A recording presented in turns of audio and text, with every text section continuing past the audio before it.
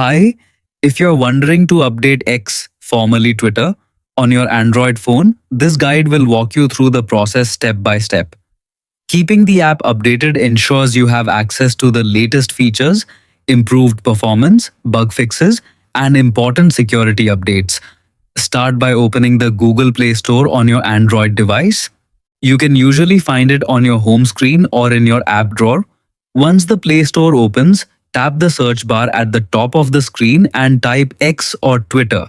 Then press the search button on your keyboard. From the search results, select the official X app published by Xcorp. This is the verified version of the app, so be sure you're choosing the correct one. When the app page opens, check whether an update button is available. If you see it, simply tap Update to begin downloading and installing the latest version. The update process may take a few moments depending on your internet speed and the size of the update. It's recommended to stay connected to a stable Wi-Fi network, although mobile data will also work if enabled.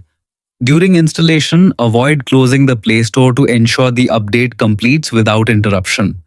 Once the update has finished installing, the update button will automatically change to Open.